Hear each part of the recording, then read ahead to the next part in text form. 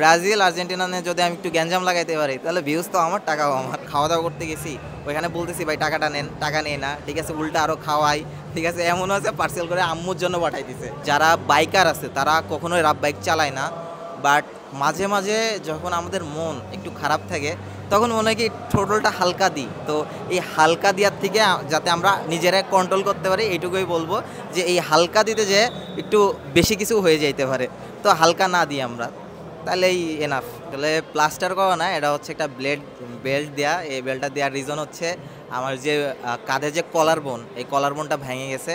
এটা রিজন হচ্ছে বাইক অ্যাক্সিডেন্টে। এটুকুই বলতে চাই, বেশি কিছু বলতে চাই না, আমারই দোষ ছিল।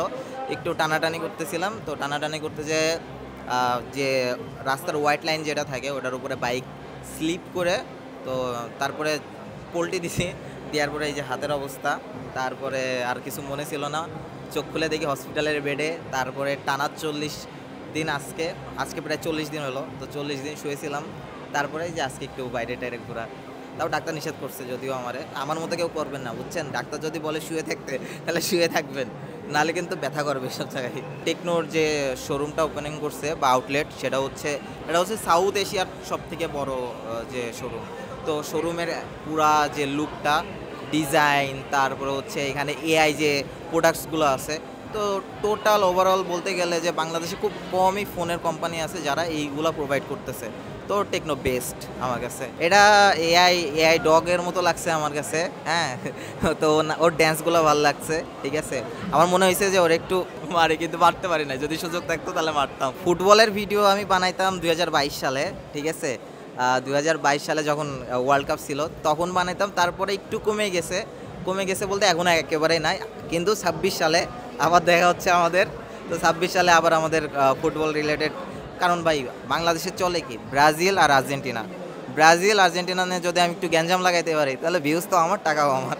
সামনে ঈদের পরিকল্পনা হচ্ছে যে বাসায় যাব, সুন্দরভাবে আব্বু আম্মু সবার সাথে ঈদটা কাটাবো, এটাই, এর বেশি কিছু না।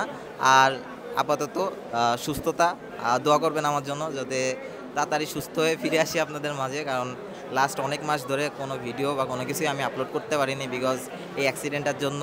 তো দোয়া করবেন যাতে তাড়াতাড়ি সুস্থ হয়ে ফিরে আসি, নতুন আরও অনেক ভালো কিছু হয়তো সামনে দিতে যাচ্ছি। রাস্তাঘাটে দেখা হলে জড়াই ধরে, ভাই কী অবস্থা, কেমন আছেন। তো এমন একজন ছিল যে আমি জুতা কিনতে গেছিলাম, এটা হচ্ছে ফেনীর ঘটনা। ফেনীতে যখন বন্যা হয় এবার, তো ওই টাইমে আমরা যখন গেছিলাম, মানে বন্যার পরে আবার একটা প্রজেক্টে গেছিলাম আমরা। তো ওইখানে একটা দোকানে জুতা কিনতে ঢুকছিলাম, 2টা স্যান্ডেল কিনবো। তো 2টা স্যান্ডেল কেনার পরে ছবি টবি তুললো, স্যান্ডেলের টাকা দিতে যাইতেছি, টাকা নেই না। দেন এরকম অনেক হয়েছে যে অনেক মানে খাওয়া দাওয়া করতে গেছি, ওইখানে বলতেছি ভাই টাকাটা নেন, টাকা নেই না, ঠিক আছে, উল্টা আরও খাওয়াই, ঠিক আছে, এমনও আছে পার্সেল করে আম্মুর জন্য পাঠাই দিছে। তো এরকম থাকে কিছু ভালোবাসার মানুষজন।